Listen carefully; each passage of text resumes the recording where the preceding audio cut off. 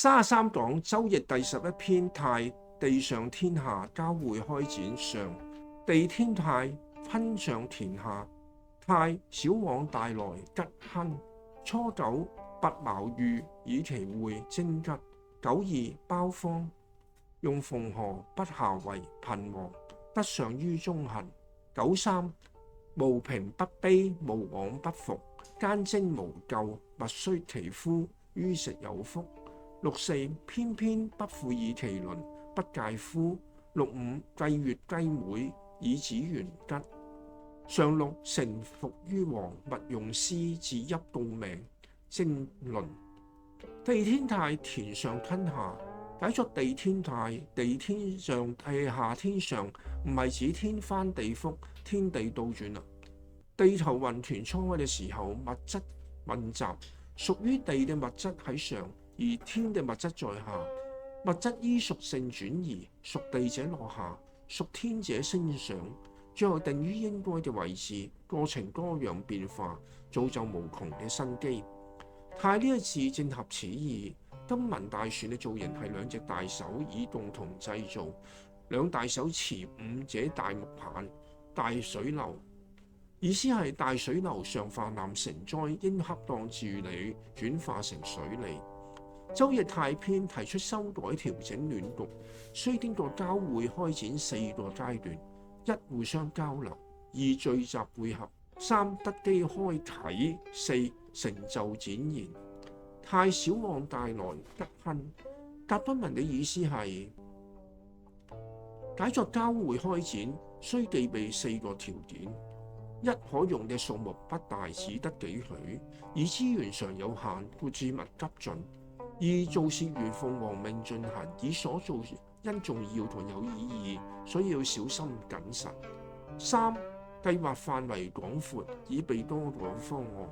四從那處到這處去得到好嘅事物，便無需爭取，以到處找機會。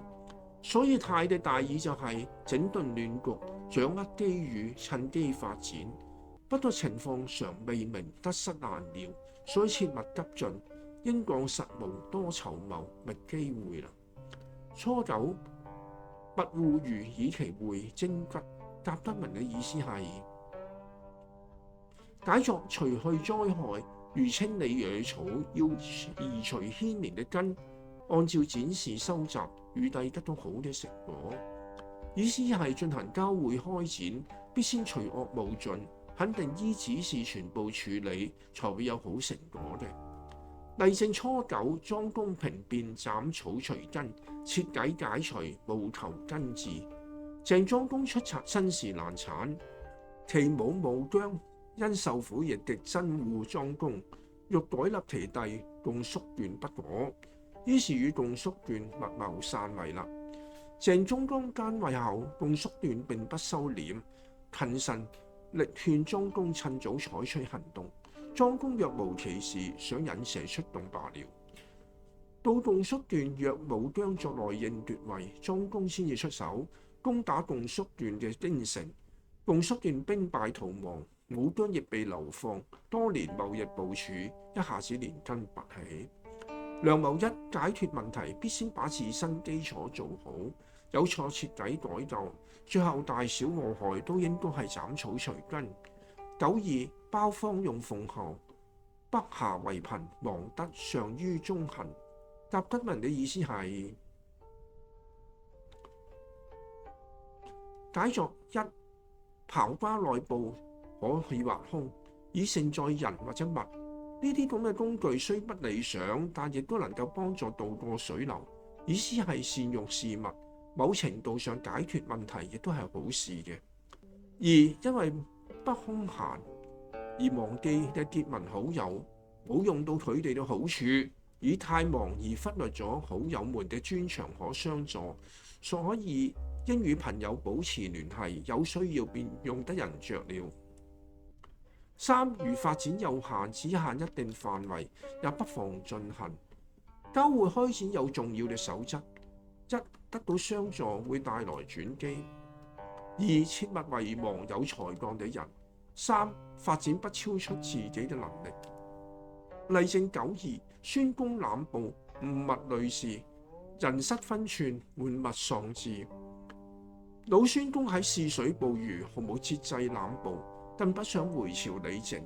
大夫李甲勸諫不聽，李甲怒把漁網割爛，告誡孫公捕魚之法有誤，佢應放過小魚，用細密嘅網捕魚係唔啱嘅。最終當然怒斥君王該守本分。孫公聞勸覺悟，決定回朝理政，命人帶回破網，保存喺宮裏以為警惕。有樂師提醒孫公，得李甲喺身邊隨時規勸，咁就更好啦。孫公已經昏庸，李甲仍敢直諫，因為敢爭取才會有轉機。良謀易，物有其用，人有其才，玩物喪志，會疏於職守，錯失英才。93. 無平不卑，無往不復，奸精無咎，勿恤其夫，於食有福。甲骨文嘅意思就係、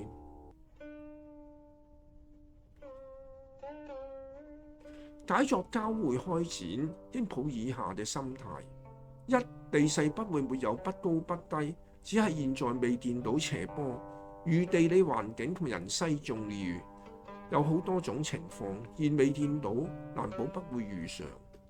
二、做嘅事非重大又冇意思，做嘅事非重大又冇意義，便未得轉回來反過去，等以為應尋找有意義嘅事去做，切勿虛度歲月。三、面對幾多困難已經預計，唔係自身失誤，冇需從頭查察檢討，已既知挫折失敗難免，無謂嗟怨啊。四、不許得人可憐，係為咗展示自己嘅誠信，意思係行事吃虧受火，冇需人憐，以顯示對誠信嘅堅毅。五、只要有可以吃嘅物品，便算承受到幸運，愈容易滿足，不貪圖享受，肯吃苦為人謀幸福。例證93，塞翁失馬，不計禍福，禍福難料，要看得開。塞翁失馬係淮南子女嘅故事。塞有位老翁性情達觀，所養嘅好馬跑到戶人那邊，鄰人嚟安慰他說：這可能會是好事。幾日後，馬同一匹駿馬回來，人民嚟祝賀，佢擔心可能會係壞事。不久，佢兒子騎那駿馬跌下斷腳，醫好亦都成為跛子。塞翁倒不認為這是不幸。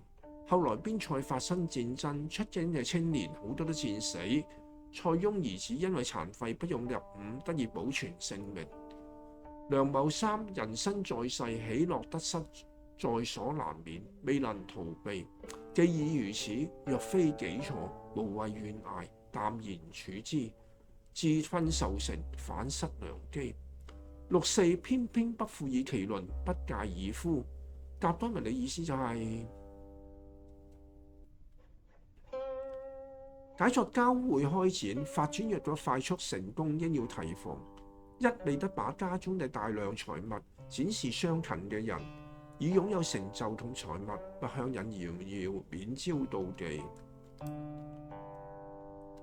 二、未得警惕防備，只要大家秉持道德誠信，意思係有道德誠信嘅人相助，便不必提防懷疑啦。